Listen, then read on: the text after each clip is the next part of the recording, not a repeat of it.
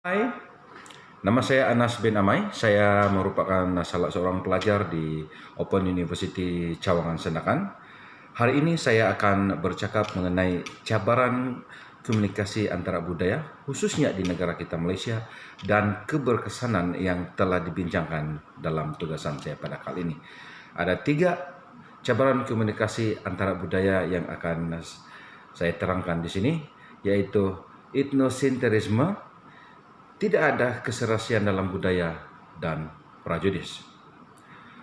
Etnosentrisme merujuk pada pendirian sesuatu kelompok bahwa pandangan atau penilaian adalah tunjang segala-galanya dan menjadi titik rujukan kepada persepsi dan idea-idea orang lain. Etnosentrisme menggariskan kebudayaan sendiri adalah lebih tinggi daripada kebudayaan orang lain. Seterusnya, kebudayaan asing tersebut dinilai melalui kacamata kebudayaan sendiri, dan setiap aspek yang tidak sama atau berbeza daripada budaya sendiri akan dianggap sebagai satu kelemahan. Ini adalah kecenderungan untuk melihat orang lain dan tingkah laku mereka menggunakan penapisan budaya mereka sendiri. Selalunya berbeza dengan tingkah laku kita sendiri. Takrif etnosentrisme yaitu kecenderungan fahaman dan pegangan sesuatu etnik terhadap kelebihan yang dimiliki oleh suku kaumnya. Dalam konteks komunikasi antara budaya, tindakan seperti ini dapat menimbulkan kemarahan orang lain atau menimbulkan konflik. Ini juga boleh menyebabkan keengganan untuk berkongsi atau menerima suatu budaya lain walaupun ia menguntungkan.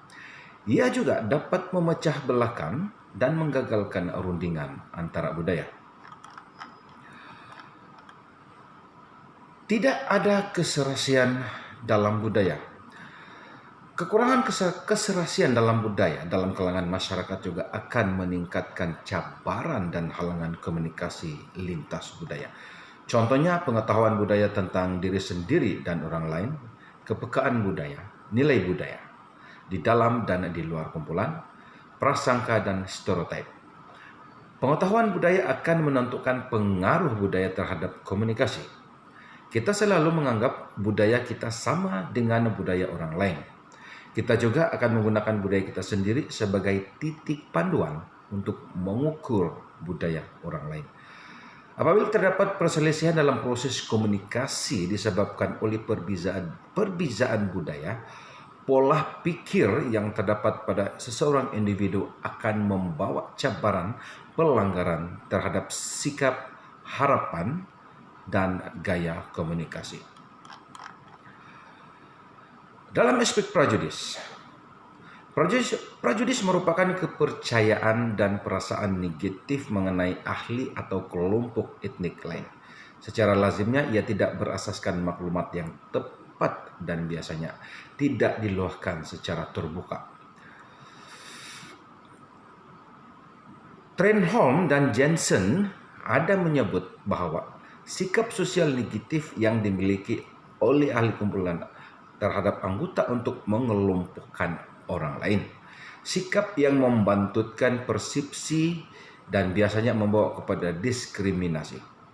Prasangka berlaku dalam kumpulan masyarakat, bukan individu, dan dibina melalui proses komunikasi antar kumpulan masyarakat.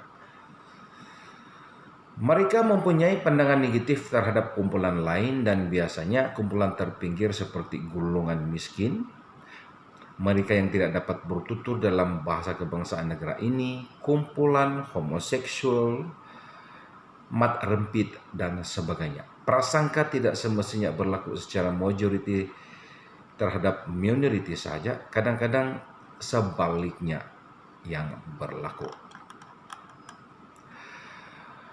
Keberkesanan komunikasi antara budaya. Malaysia lahir pada 1963. Pembentukan Malaysia yang terdiri dari pelbagai kaum seperti Melayu, Cina, India, dan lain-lain menyebabkan berlaku integrasi kaum.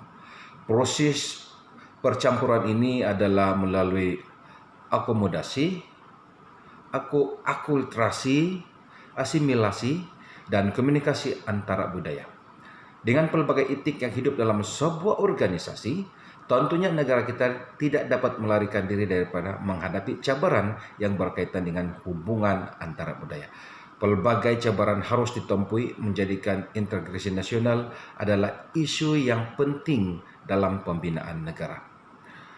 Selain etnik Melayu, Cina dan Iban, terdapat etnik-etnik lain, orang asli Kadazan Dusun, Bajau, Iban, Bidayu, dan lain-lain lagi menuntut satu pendekatan supaya membolehkan semua etnik ini dapat hidup bersama dengan harmoni. Hasil gambling dari semua pihak, maka lahirlah satu program yang memberi kesan positif terhadap komunikasi antara budaya, seperti program Rukun Tetangga, Gotong Royong, dan acara Rumah Terbuka. Sekian saja kali ini. Semoga kita bertemu lagi pada tugasan yang akan datang. Selamat malam dan salam sejahtera. Sekian dan terima kasih.